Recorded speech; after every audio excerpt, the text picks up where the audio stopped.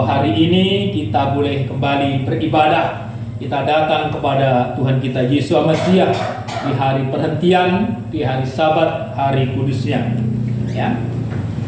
Saudara, tadi kita sudah membaca firman Tuhan tentang bahtera Nuh.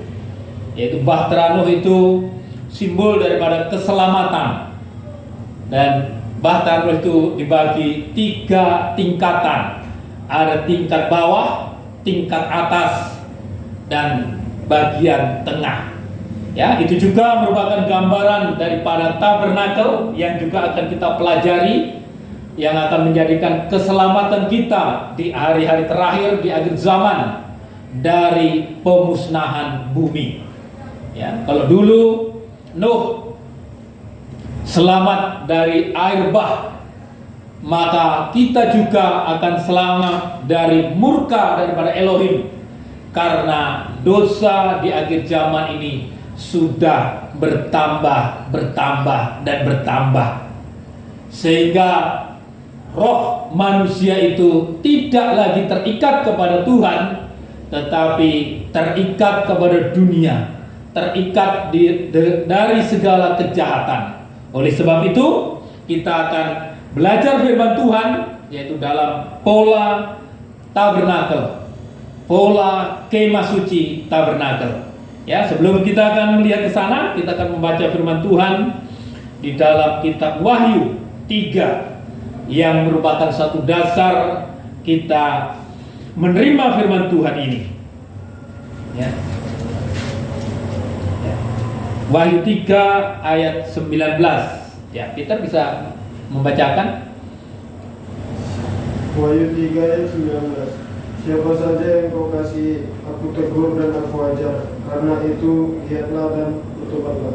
Ya. Ya, situ siapa saja yang aku kasihi, aku tegur dan aku hajar, karena itu giatlah dan bertobatlah. Ya. Sadar dan bertobat.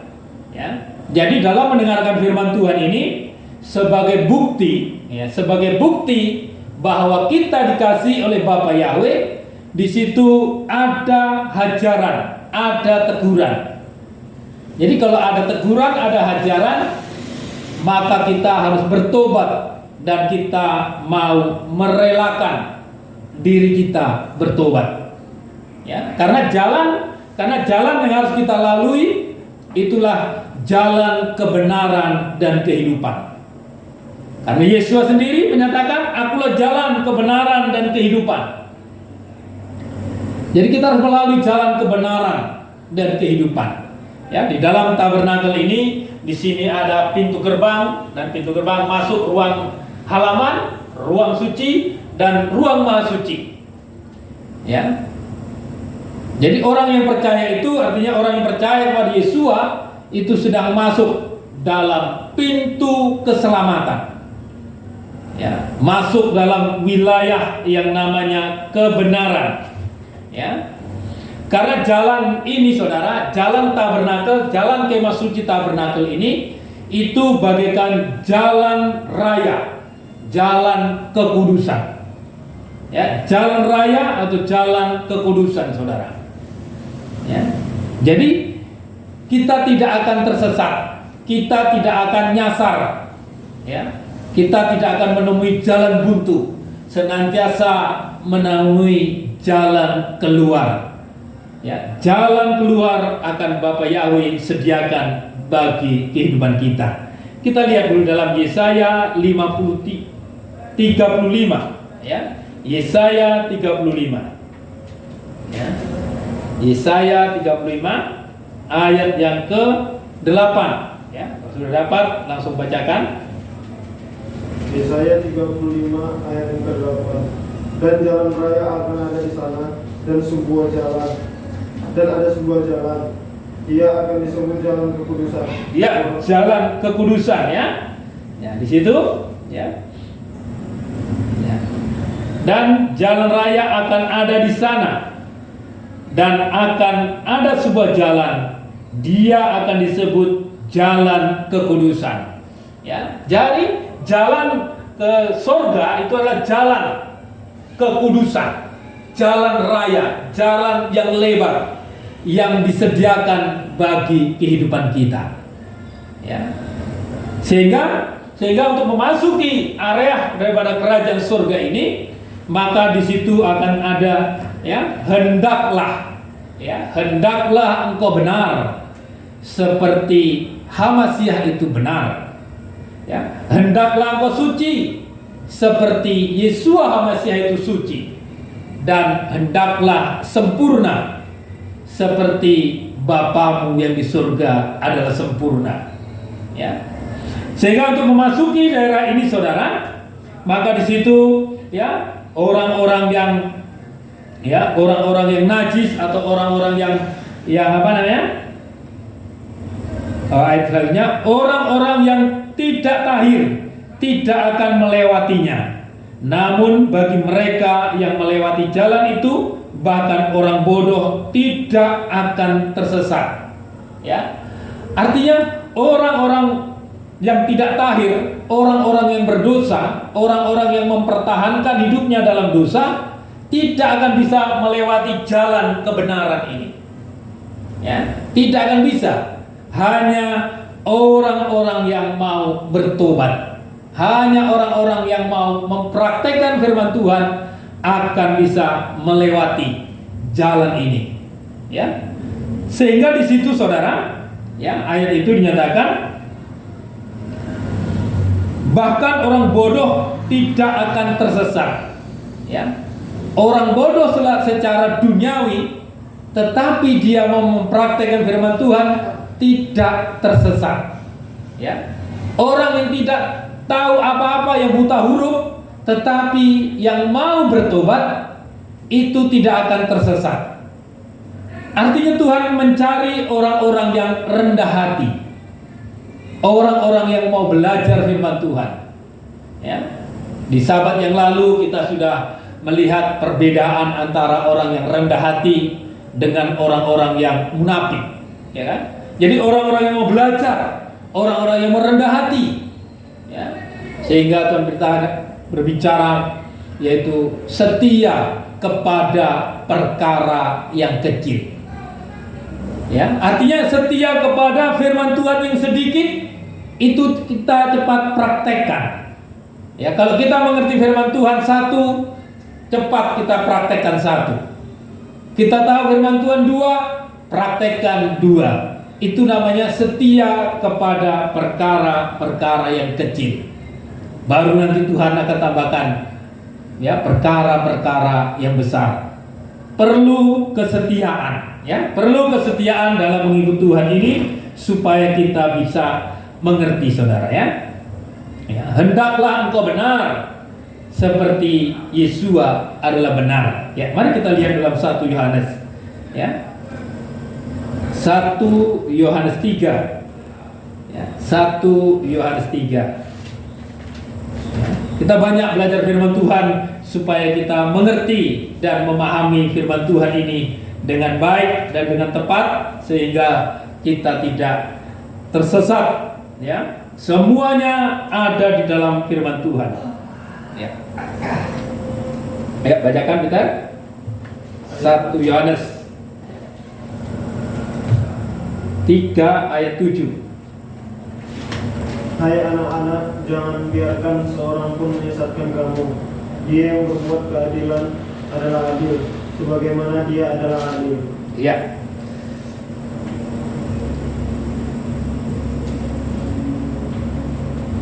Ini di dalam terjemahan baru. Ya. Anak-anakku, janganlah membiarkan seorang pun menyesatkan kamu. Barang siapa yang berbuat kebenaran adalah benar, sama seperti Hamasiah adalah benar. Ya, jadi daerah masuk pelataran ini namanya daerah kebenaran. Ya, tentunya kebenaran itu karena iman kita, kebenaran karena Tuhan kita Yesus Hamasiah, bukan benar menurut dirinya sendiri. Ya, karena kita, saudara, dibenarkan karena iman. Ya, jadi kita ini orang berdosa, orang jahat, tanpa melakukan apapun, kalau kita percaya itu langsung dibenarkan, langsung kita dibenarkan. Roma 3. Ya. Roma 3 ayat 28. Roma 3 ayat 28. Ya, bacakan.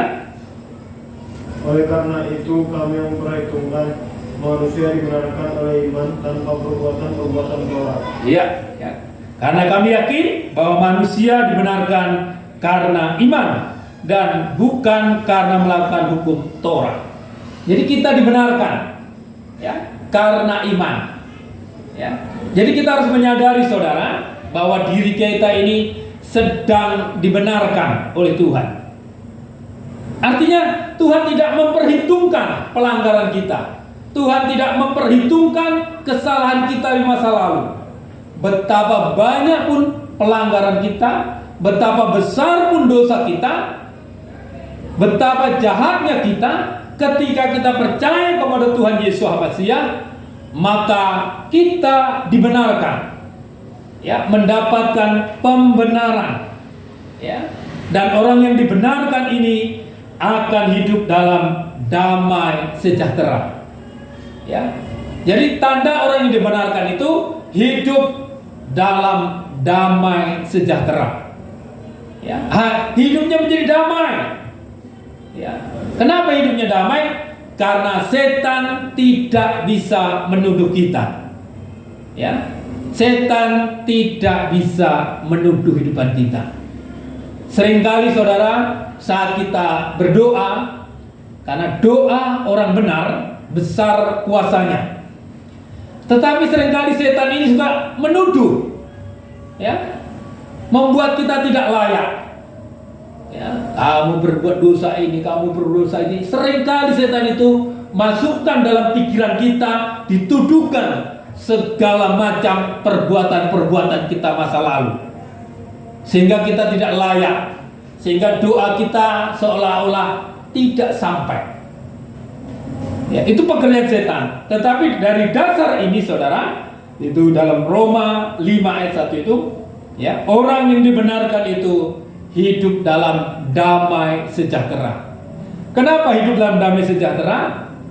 Karena kehidupan kita ini sudah dibenarkan lewat penebusan Yesus di kayu salib. Jadi kita harus menyadari, ya, kita harus menyadari dalam hidup ini bahwa hidup kita ini sudah ditebus oleh Tuhan. Ya, setelah kita percaya, memiliki iman yang benar berdasarkan firman Tuhan ini, maka kita hidup dalam damai sejahtera. Ada damai, ada ketenangan. Itu yang sangat penting kita miliki. Kalau tidak ada damai, hidupnya penuh dengan kegelisahan, ya, penuh dengan kekhawatiran, penuh dengan ketakutan. Tetapi kalau damai sejahtera itu menguasai, itu datangnya dari Tuhan, datangnya dari Roh Kudus. Damai itu, ya. Kadang-kala kita mau merasakan ingin hidup dalam damai, tetapi sulit kita dapatkan. Tetapi kalau kita mempercayakan hidup kita di hadapan Tuhan, damai itu akan ada dalam hidup kita. Ya, bagian yang kedua secara umum kehendak daripada pengajaran tabernakel ini adalah hendaklah suci. Ya, hendaklah suci sebab Yesus adalah suci. Ya, 1 Petrus, ya, ini untuk pembuka kita. 1 Petrus 1, ya, 1 Petrus 1 ayat 15 dan 16, ya. Coba bacakan 1 Petrus 1 ayat 15 dan 16. Sebaliknya, sebagaimana Dia yang kamu telah memanggil kamu itu kudus, kamu sendiri pun hendaklah menjadi kudus dalam setiap tingkah laku. Sebab telah tertulis, hendaklah kamu menjadi kudus, Iya. Aku adalah kudus. Iya kan?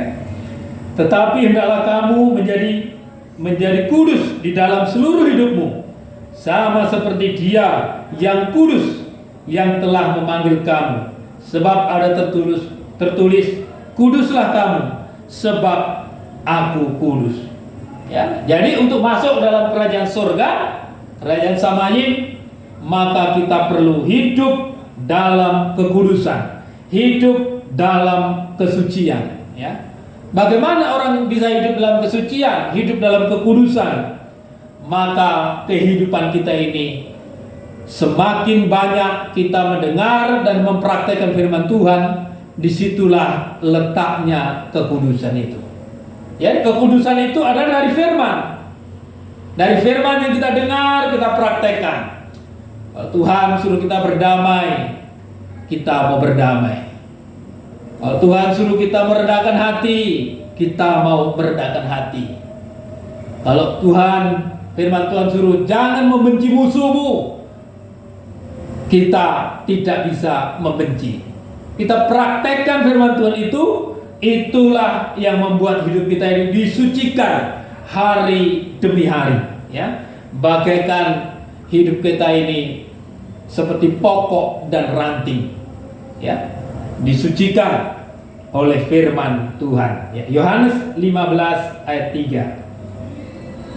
Ya, Yohanes 15 ayat 3. Ya. Ya, bacakan Yohanes 15 ayat 3. Kamu memang sudah bersih karena firman yang telah kukatakan kepadamu. Ya, firman yang telah kukatakan kepadamu. Jadi firman yang dikatakan, firman yang disampaikan, firman yang diberitakan ini menyucikan kita. Jadi bagaimana seseorang dikatakan mau menjadi orang suci, menjadi orang kudus, kalau hidupnya tidak cinta firman? Ya. Jadi firman yang dikatakan, firman yang dinubuatkan, firman yang diajarkan itulah yang akan menyucikan kehidupan kita. Ya, disucikan kehidupan kita, saudara. Ya, jadi kita mau hidup kita ini ke depan mau disucikan. Itulah tujuannya kita ibadah. Tujuan kita ibadah itu dibenarkan, disucikan. Nanti pada akhirnya kita disempurnakan. Itu seperti jalan inilah jalan kekudusan, jalan kebenaran. Ya. Itu tujuan daripada kita beribadah, ya. Tujuan kita beribadah. Ya, sehingga ketika kita mendapatkan nasihat, mendapatkan teguran dari Tuhan, relakan hatimu dan bertobatlah. Ya, itu merupakan satu dasar kehidupan kita, saudara, ya. Dasar kehidupan kita dalam mengikut Bapa Yahweh.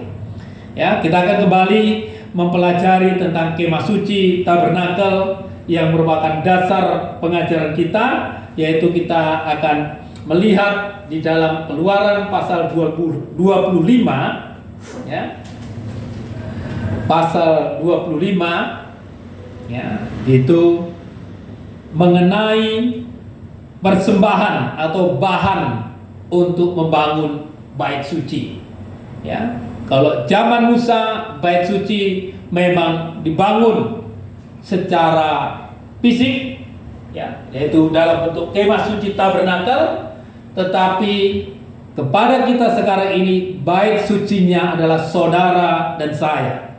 Ya, saudara dan saya adalah bait suci. Ya, bait suci. Hidup kita ini adalah bait suci. Ya, hidup kita ini adalah bait suci. Ya, ayat itu sebelum ke kitab Keluaran kita baca dalam 1 Korintus dulu bahwa hidup kita adalah bait suci.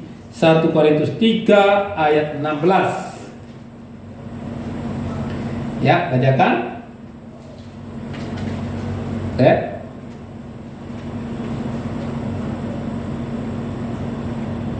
1 Korintus 3 ayat 16. Tidak tahukah kamu bahwa kamu adalah tempat suci Elohim dan roh Elohim berdiam di dalam kamu? Iya. Tidakkah kamu tahu bahwa, ya, kamu adalah bait suci, ya, dan roh Elohim diam di dalam kamu. Ya, artinya kehidupan kita ini bait suci. Kehidupan kita ini yang akan dibangun oleh Tuhan, yang akan dibangun. Sudah cocok enggak dengan model yang Bapak Yahweh inginkan? Nah, gitu kan? Jadi kita ini bait suci. Bait suci itu diri kita, saudara. Jadi Tuhan mau membangun kehidupan kita menjadi bait suci yang pada akhirnya nanti menjadi tahta Elohim, tahtanya Bapa Yahweh. Ya. Nah, hari ini kita akan belajar tentang yaitu persembahan, ya. Yang kita akan lihat nanti arti-arti rohaninya, ya. Kita membaca pasal 25 kitab Keluaran, ya. Ayat 1 dan 2.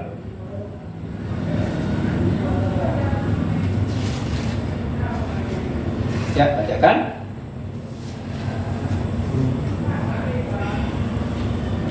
Ayo, bacakan. Oh, membacakan terus Peter. 25.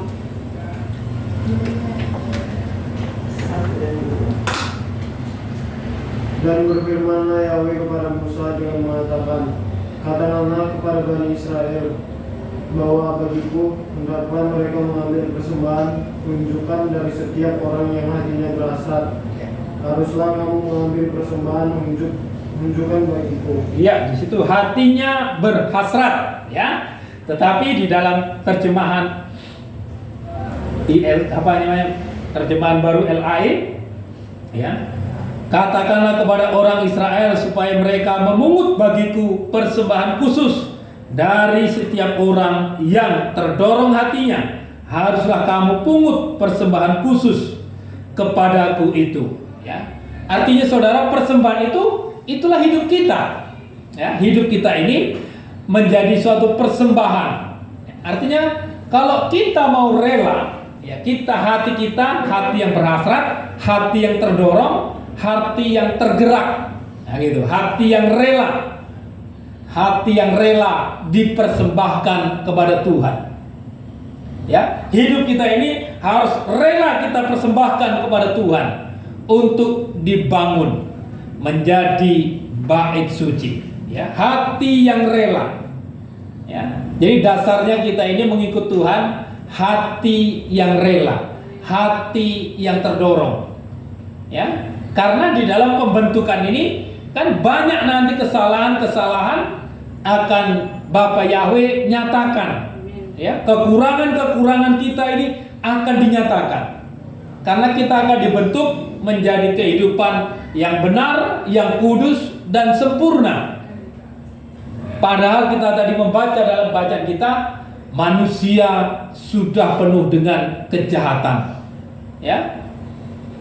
Manusia yang jahat tadi, ya, waktu zamannya Nuh, itu terjadi pada akhir zaman ini. Manusia hidup sesuka hatinya, ya. Jadi kita mau diperbaiki, ya, kita diperbaiki satu persatu.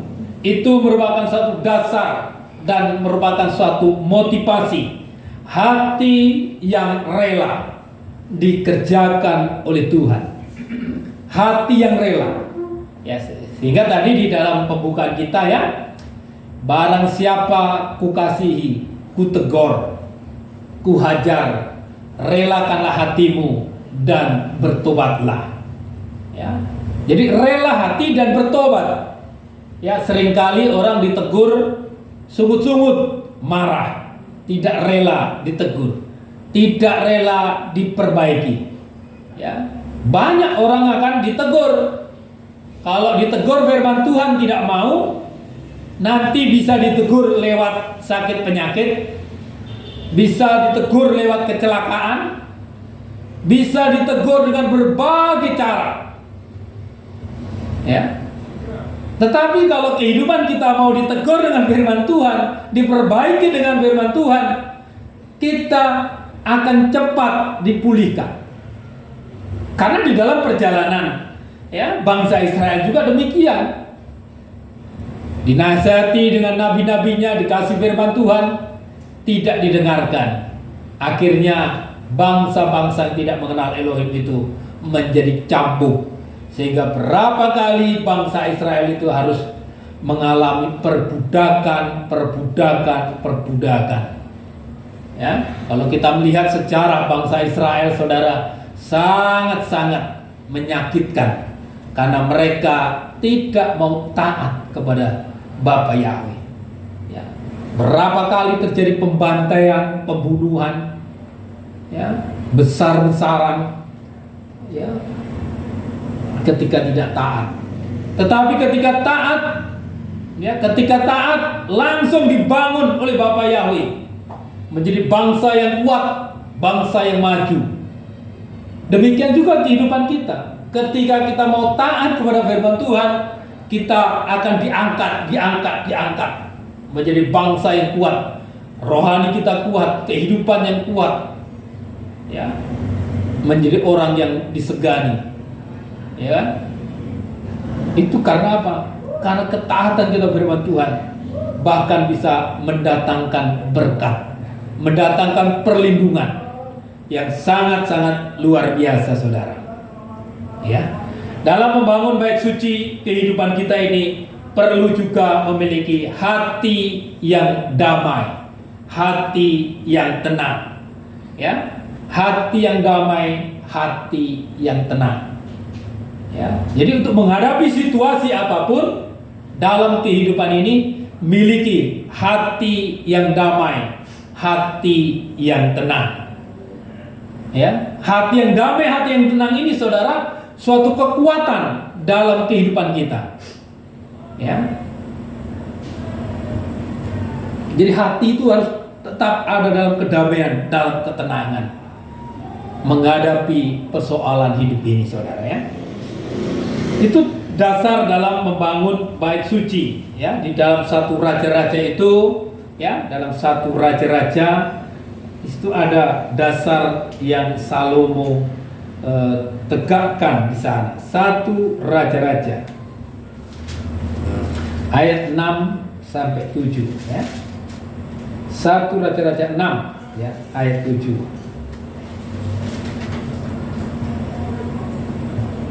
Satu Raja-Raja 6 ayat 7.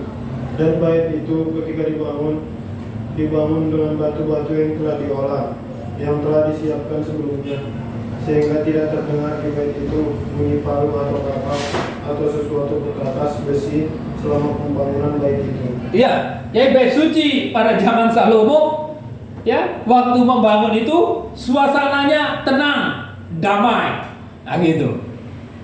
Ya, batu itu sudah di luar sana diolah, lalu di dalam pembangunan itu di situ tidak ada lagi palu, tidak ada lagi kapak, ya, artinya suasana damai, suasana tenang, ya.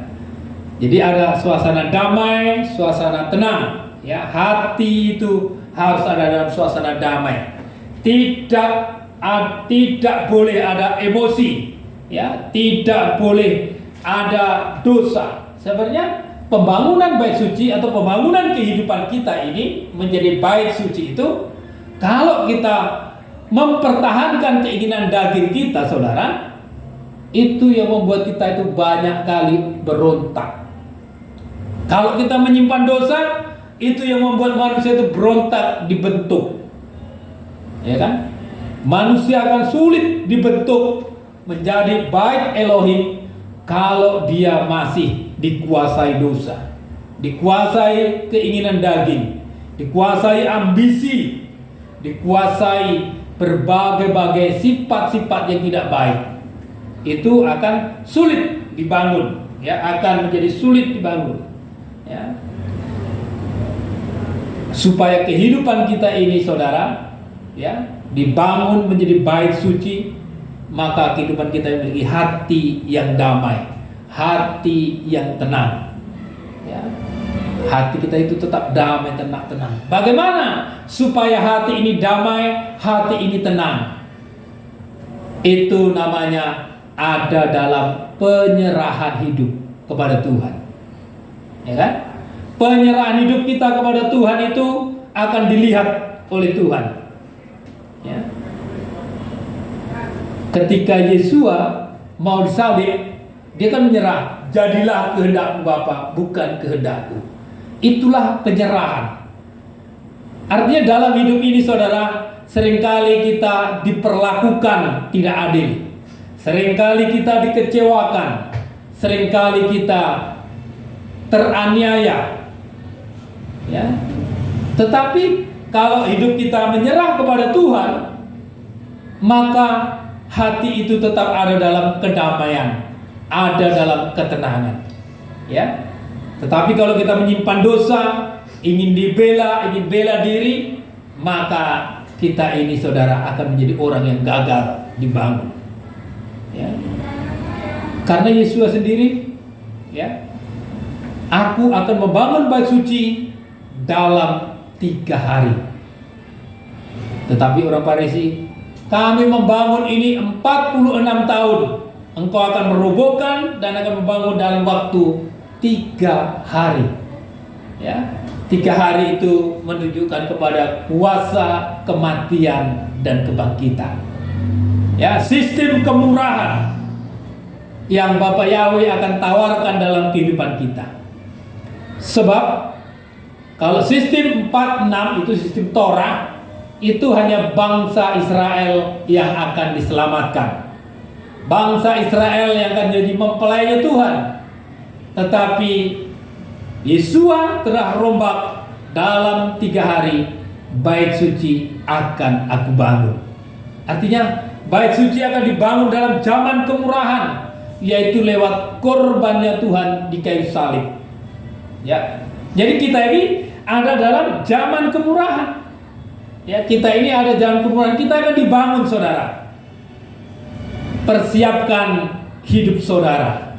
Persiapkan hidup kita mau dibangun menjadi bait suci yang dimana Bapa Yahweh akan berdiam. Ya. Karena kalau hidup kita nanti tidak sesuai dengan tabernakel ini, maka saudara, ibadah pelayanan kita, kehidupan kita itu Tuhan itu akan muak. Ya, kita lihat dulu ayat itu.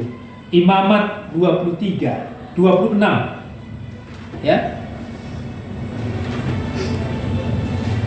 Karena saudara, ini tabernakel ini dibicarakan Musa kepada Bapa Yahweh langsung selama 40 hari 40 malam.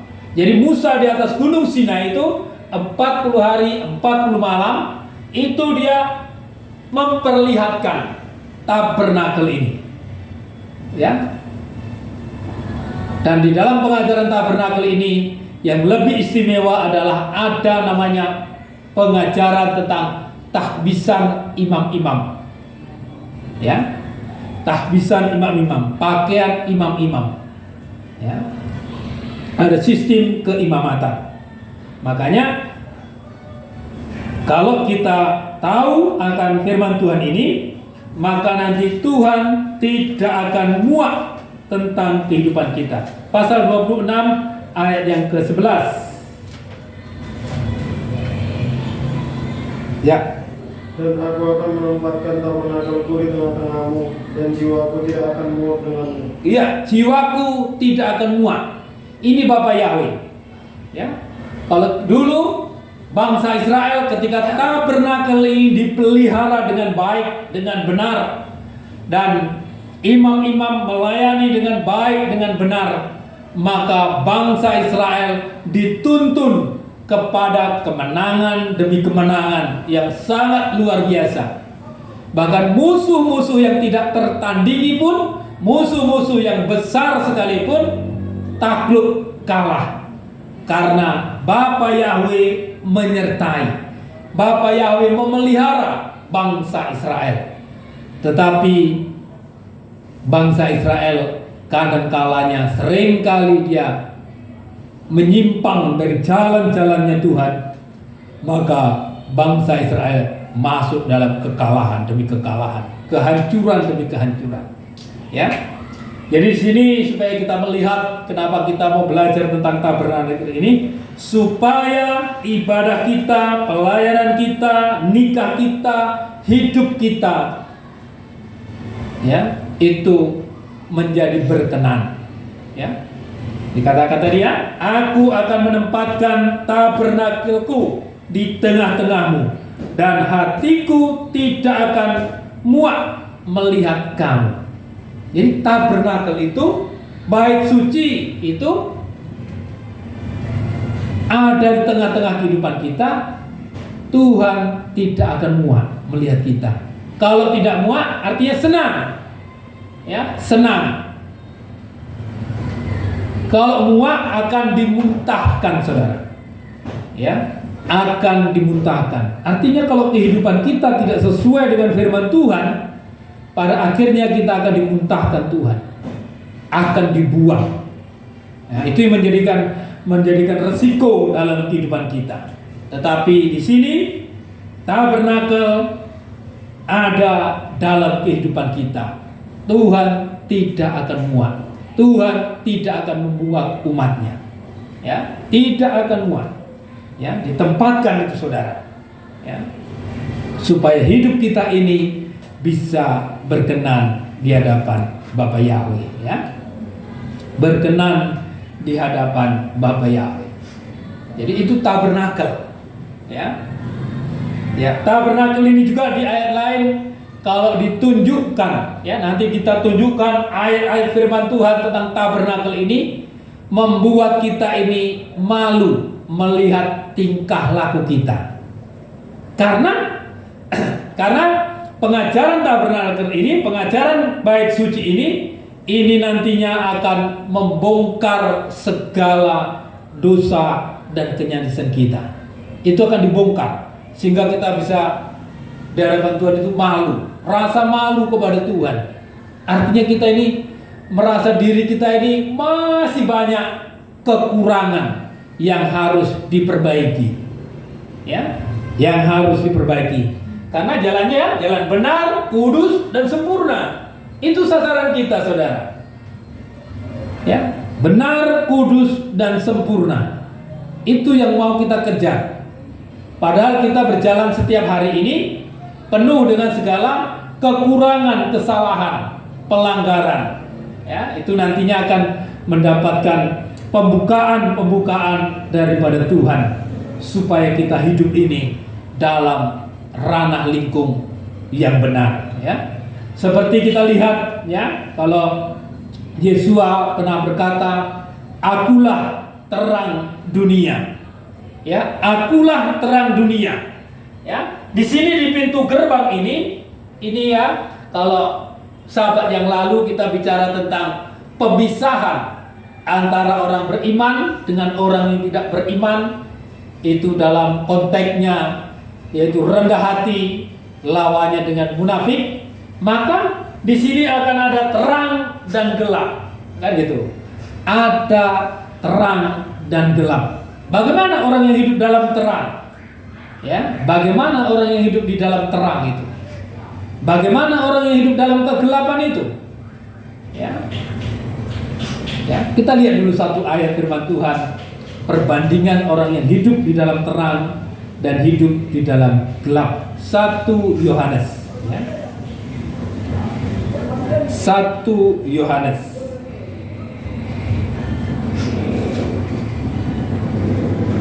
1 Yohanes pasal 2. 1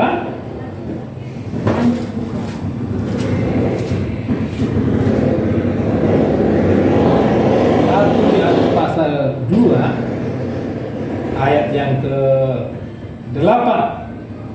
Ya, bacakan.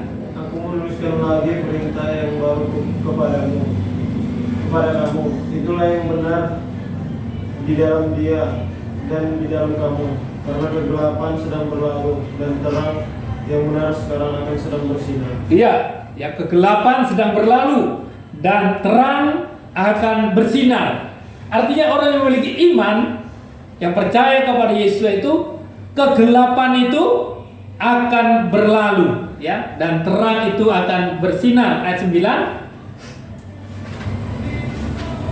Ya, ayat 9-nya. Siapa yang berkata bahwa dia ada di dalam terang? Ya, ada di dalam terang, ada di dalam Tuhan, ada dalam iman. Apa? Terus? Tetapi membenci saudaranya. Ya, membenci saudaranya. Ya. Jadi orang yang hidup di dalam terang itu, ya, di dalam iman itu, di dalam Yesus Masa itu, ya, tidak ada kebencian. Orang yang hidup dalam kebencian itu, orang itu hidup dalam kegelapan. Ya kan? sekarang ini ditaburkan segala macam kebencian. Ya, kita lihat segala macam kebencian ditanamkan lewat YouTube. Ya, saling menghina, saling mengejek, saling menista, saling menjelek-jelekkan. Itu kebencian. Ya, kebencian sedang ditaburkan setan di mana-mana. Di tempat bait suci, di rumah tangga, di pemerintahan, antara kelompok satu dengan kelompok yang lain terjadi kebencian. Ya, kebencian. Ya. Ini pekerjaan setan. Ya, pekerjaan setan itu menaburkan kebencian. Ya, mulai dari Kain dan Habil, itu sudah ada kebencian. Ya. Kebencian itu adalah milik daripada setan itu sendiri. Ya, barang siapa berkata bahwa ia berada di dalam terang, tetapi ia membenci saudaranya, ia berada dalam kegelapan sampai sekarang. Barang siapa mengasihi saudaranya, ia tetap berada di dalam terang, dan di dalam dia tidak ada penyesatan. Ya, itu bentuk daripada hidup dalam iman. Ada pemisahan. Jadi kita mulai belajar hari-hari ini, kita mengoreksi hati kita. Ya kan? Lepaskan kebencian. Ya. Jangan sampai ada kebencian kepada siapapun juga. Ya. Walaupun seseorang itu sudah menyakiti kita begitu dalam, begitu banyak, karena kita harus memandang kepada Tuhan Yesus HaMasiah. Ya. Kebencian Yesus waktu disalib, ya, kebencian daripada orang-orang Farisi ahli Taurat, kebencian daripada tentara-tentara Roma, kebencian dari segala macam manusia di sana terjadi. Tetapi Yesus sedang berkata dan berdoa, ampuni Bapa, karena mereka tidak tahu apa yang mereka sedang perbuat. Orang yang benci itu artinya orang hidup dalam kegelapan. Orang yang ada dalam kegelapan itu tidak tahu arah jalan hidupnya. Dia hanya mengumbar sakit hatinya, kekecewaannya. Ya, itu penting dalam kehidupan kita. Karena itu merupakan suatu dasar yang kuat untuk kita bisa bangkit dari keterpurukan. Ya, bangkit daripada keterpurukan hidup kita itu, lepaskan segala macam kebencian kepada siapapun juga, lepas. Harus kita bebaskan hati kita. Ya, karena kalau kita tidak bisa mengampuni orang yang bersalah kepada kita, Bapa Yahweh pun tidak mengampuni kita. Kan itu. Bapa Yahweh tidak akan mengampuni kehidupan kita. Kalau sudah tidak bisa mengampuni orang dan kita tidak bisa diampuni, ya kita berdoa berjam-jam lamanya pun gak akan ditolong Tuhan, tak akan diampuni Tuhan. Tetapi kalau kita sudah mau belajar lapang dada, ya rela, ya merelakan semuanya itu, sehingga Bapa Yahweh itu melepaskan pengampunan. Akibat pengampunan ini kita hidup damai dengan semua orang. Ya, berusaha hidup damai dengan semua orang. Ada kedamaian, tidak ada musuh satupun. Ya, tidak ada musuh satupun, saudara. Ya, itu perlu hidup dalam kasihnya Bapa Yahweh, tidak ada kebencian. Ya, itu kebencian yang positif. Memang kita boleh benci, tapi benci terhadap dosa. Nah, gitu. Benci terhadap dosa, benci terhadap segala kejahatan. Ya, seperti dalam Mazmur 97, ya, kita lihat dulu.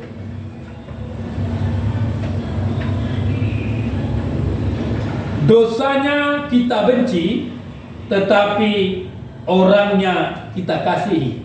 Nah, ini sulit, saudara. kita mempraktekkan ini ya. Dosanya, kejahatannya kita benci, pakaiannya, perbuatannya yang kita tidak suka, tetapi jiwanya kita kasihi. Ya, jiwanya. Ya, mungkin dia suka menipunya, ya kita bencilah penipuannya itu. Suka mencuri, sifat mencurinya yang kita benci, tetapi orangnya kita kasihi. Ya, kita baca dulu Mazmur 97 ayat yang ke-10. Hai kamu yang mengasihi Yahweh, bencilah kejahatan. Dia memelihara jiwa orang-orang yang kudusnya. Dia melepaskan mereka dari tangan orang fasik. Ya, hai kamu yang mengasihi Yahweh, bencilah kejahatan, bencilah dosa, bencilah kenajisan, bencilah kebohongan. Ya, bencilah segala perbuatan-perbuatan jahat. Ya. Tetapi kita mengasihi jiwa orang-orang yang berbuat jahat. Ya. Itulah kehancurannya Yesua di kayu salib. Ya, Yesua benci dosa, benci kejahatan, benci kenajisan, tetapi dia mengasihi orang-orang berdosa. Itulah kehancurannya Yesua di kayu salib, kematian Yesua di kayu salib. Ya. Dia memelihara jiwa orang-orang kudusnya. Dia melepaskan mereka dari tangan orang fasik. Ya, terlepas dari segala kefasikan, segala kejahatan, kenajisan itu. Ya. Jadi dibenci, ya, dibenci kejahatan. Ya. Jangan yang sekarang ini banyak orang cinta kejahatan, cinta kejahatan, membenci orang. Nah, ini yang salah. Kita ini membenci kejahatan, tetap mengasihi jiwa orang-orang yang jahat, supaya mereka berbalik dan bertobat. Ya. Kenapa kita harus mengasihi? Karena mereka tidak tahu, saudara. Tidak ada manusia, satu orang manusia yang pingin jahat. Ya kan? Tidak ada manusia yang pingin menjadi penipu, pembohong, pencuri, perampok. Tidak ada. Semua hati manusia, hati nurani manusia itu pingin yang baik.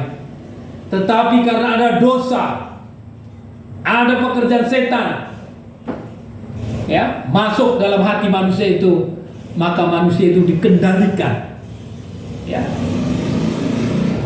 Pada dasarnya manusia sadar ketika dia bohong, dia sadar dia bohong, tetapi dia terikat dengan kebohongan itu. Orang melakukan kenajisan, dia sadar dia salah. Dia mencuri, dia sadar dia salah mencuri. Dia melakukan apa saja yang jahat itu, dia sadar bahwa dirinya bersalah. Tetapi dia tidak punya kuasa untuk melepaskan. Ya, sehingga itulah manusia menjadi tersiksa hidupnya.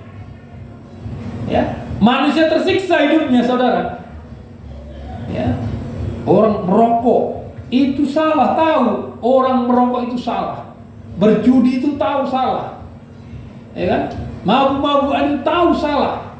Malas bekerja itu juga tahu itu salah. Tetapi kalau itu sudah sifatnya mengikat, ya kan? Dia sendiri manusia ini tidak sanggup melepaskan. Ya. Kadang-kala kita mau berseru, tolong buat. Ya. Hanya kalau orang itu mau melepaskan dirinya itu, mempercayakan sepenuhnya kepada Bapa Yahweh, meninggalkan yang namanya harga diri. Ya. Yesua di kayu salib, harga dirinya melebihi, ya, seperti binatang. Ya. Harga dirinya hancur sehancur-hancurnya, saudara. Dihina, diludahi, dicambuk, dipukul, harga dirinya hancur-hancuran. Tidak ada lagi, habis. Ya, sampai mati di kayu salib itu. Tetapi manusia seringkali mempertahankan harga dirinya. Ya, seringkali harga diri kita ini tidak bisa disinggung, tidak bisa disakiti, tidak bisa dikecewakan. Pertahankan harga dirinya. Ya. Ada istilah cacing pun kalau dipijak molek, gitu. Menggeliat, itu. Itulah harga diri kita ini, saudara. Ya, harga diri kita. Padahal firman Tuhan, engkau itu debu, engkau itu tanah liat, debu. Ya, harga kita ini seperti debu. Ya, walaupun debu kita, saudara, kalau kita mau menyerahkan diri kita kepada Bapa Yahweh, harga diri kita mau diinjak-injak oleh firman Tuhan ini, direndahkan oleh firman Tuhan ini, dan kita sadar dan bertobat, ya, debu pun akan diangkat, akan naik, diangkat oleh Bapa Yahweh. Ya, jadi perlu kita dalam hidup ini, saudara, menyadari bahwa kita ini debu. Di hadapan Tuhan tidak ada nilai apapun. Tak ada yang disombongkan dalam diri ini, saudara. Kita hidup ini bagaikan hanya menumpang sementara. Ya, kita ini hanya menumpang sementara, saudara. Kita ini hanya kepercayaan. Ya, kalau hari ini kita bisa beribadah, saya menyampaikan firman Tuhan, itu hanya kepercayaan. Pada akhirnya kita sama-sama dituntut. Adakah prakteknya? Adakah tindakan nyata dalam hidupmu bahwa engkau mengikut Tuhan? Atau sama dengan orang dunia yang tidak mengenal Elohim? Ya. Jadi jalan kebenaran, jalan kekulusan. Ibadah ini bukan semata-mata mencari kekayaan dunia. Kalaupun itu diberikan, itu bonus. Tetapi itu tidak menjadi sasaran utama. Ya, tidak menjadi sasaran utama kita. Karena itu merupakan bagian yang ditambah-tambahkan Tuhan. Ya, kalau kita sudah mencari kebenaran, dapat firman Tuhan, hidup kita disucikan, dibenarkan, kita tidak hidup dalam kegelapan, tetapi hidup dalam terangnya Tuhan. Ya, pasti Tuhan itu akan menuntun hidup kita. Karena supaya hidup kita itu hidup sebagai anak-anak terang. Ya, ayat yang terakhir kita akan baca 1 Tesalonika 5. Ya, 1 Tesalonika 5 ayat yang keempat mulai. Namun kamu, hai saudara-saudara, kamu tidak berada dalam kegelapan, sehingga hari itu dapat menyergap kamu seperti pencuri. Ya, terus?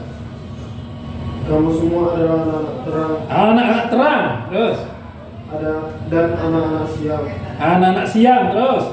Kita bukanlah anak-anak malam atau dari kegelapan. Iya, bukan dari kegelapan. Kita sudah percaya, sudah menjadi anak-anak terang, bukan anak kegelapan.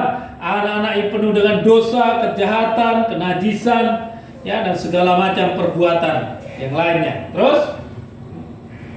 Ayat 6. Jadi kemudian jangan sampai tertidur seperti juga orang-orang yang lain.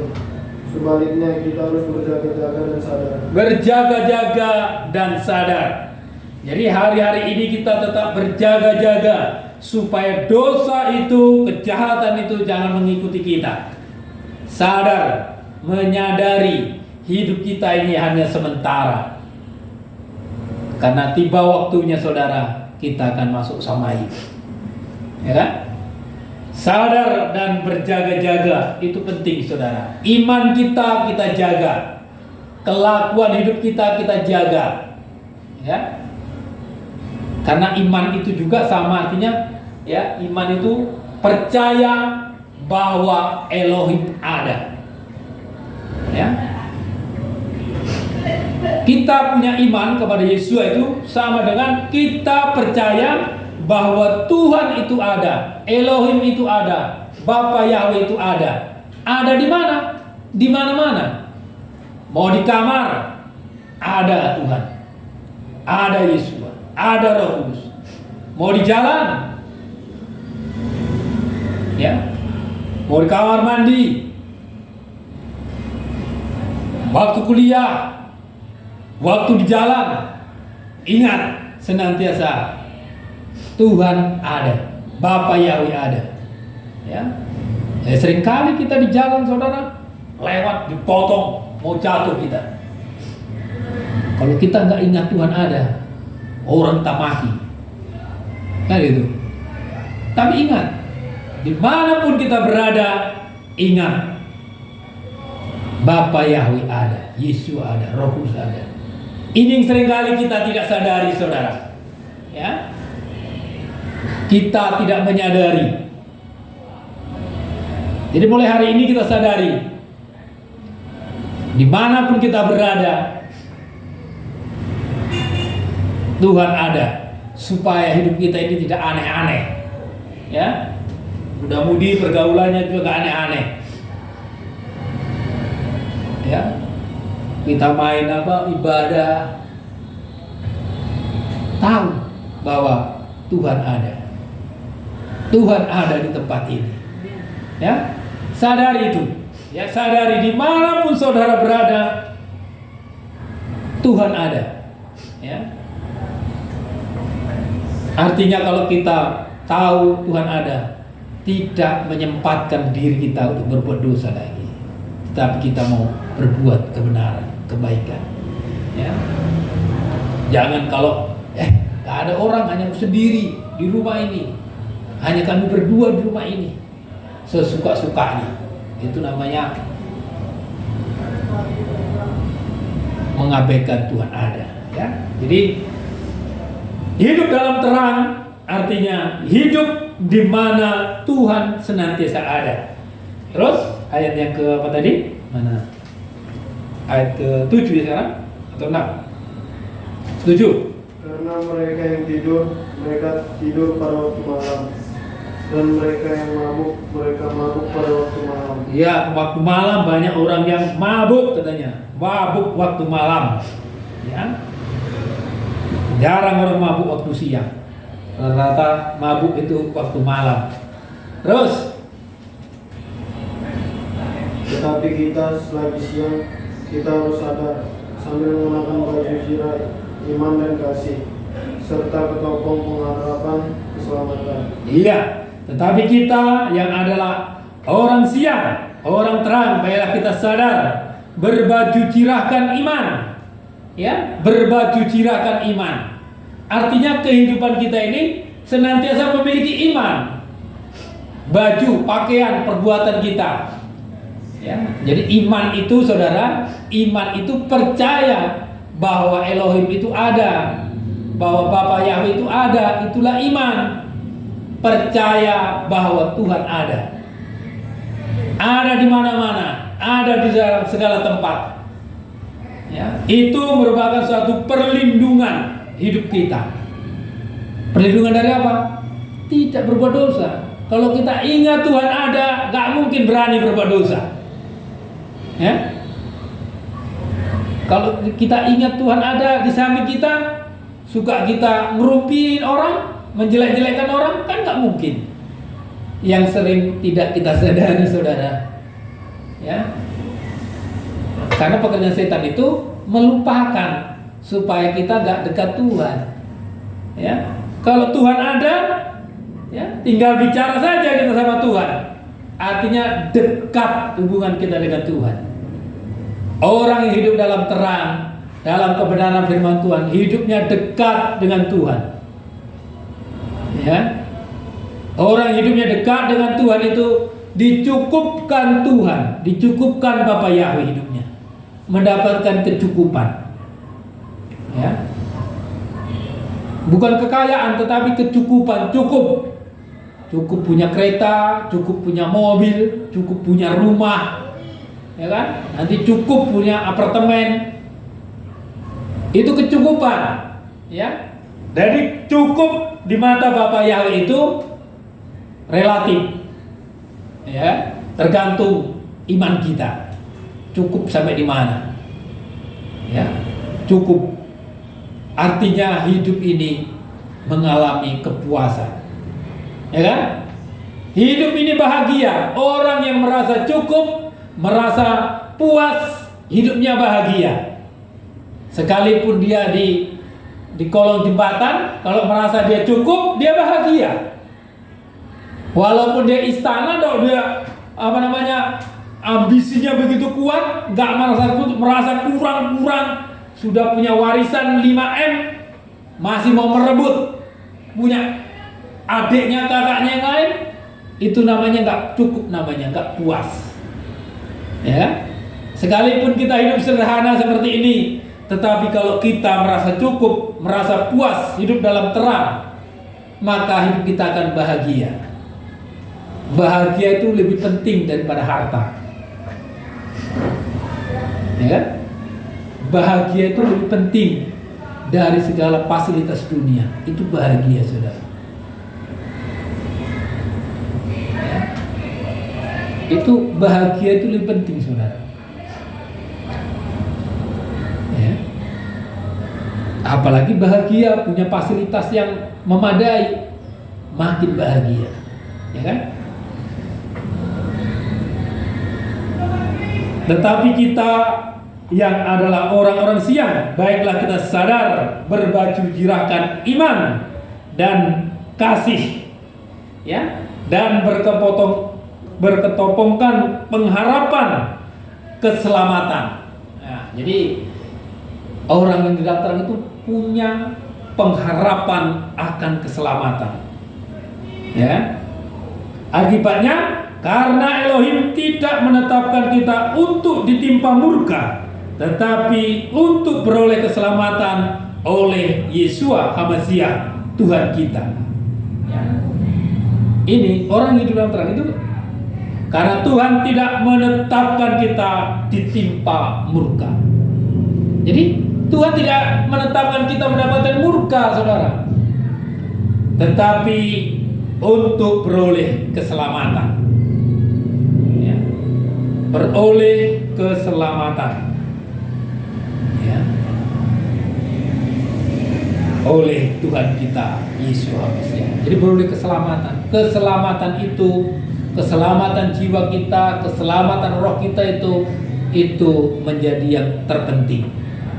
Ya, sehingga dalam Matius, ya, untuk apa engkau mendapatkan dunia ini, tetapi kalau jiwamu binasa. Jadi keselamatan itu lebih penting dari fasilitas dunia ini. Ya, itu keselamatan. Itulah untuk apa kita beribadah, untuk mendapatkan keselamatan. Ya. Hari pintu gerbang masuk selamat, ya kan? Nanti masuk selamat, masuk lagi mendapatkan padang rumput yang hijau. Masuk lagi ke dalam, disinilah mendapatkan kemuliaan itu. Masuk, ya. Akulah pintu, barang yang masuk melalui aku akan masuk dan keluar mendapatkan padang rumput. Jadi kita mau hidup kita ini, saudara, iman itu untuk sekali masuk. Ya. Memang saudara, setelah kita percaya kepada Tuhan Yesus, di sini ada namanya alat mezbah korban bakaran. Dari semua alat-alat tabernakel ini, inilah yang paling besar. Ya, inilah yang paling besar. Karena ini adalah bicara tentang korban. Korbannya Yesus. Jadi pandangan pertama itu kepada korban. Menang gak kita kepada korban? Menang gak kita mengakui Yesus sebagai anak domba yang berkorban dari kehidupan kita? Disinilah darah itu dicurahkan. Penyelesaian, ya. Jadi kita mengikut Tuhan ini harus banyak mengalami penyelesaian akan segala dosa. Jadi ibadah itu tempatnya penyelesaian akan dosa. Ya, kita mau diselesaikan satu persatu. Ya, kalau hari ini tadi ada kebencian, kita mau selesaikan kebencian itu. Kalau masih banyak perbuatan-perbuatan yang jahat yang lainnya, kita selesaikan. Ya. Karena benar, suci dan sempurna. Berarti kita ibadah itu waktunya menyelesaikan segala ketidakbenaran supaya hidup kita itu benar. Ya. Demikianlah saudara, renungan kita di kesempatan sore hari ini, di hari Sabat ini. Biarlah kita boleh mendapatkan berkat yang daripada Bapa Yahweh dan mendapatkan kemurahan yang begitu besar. Haleluya.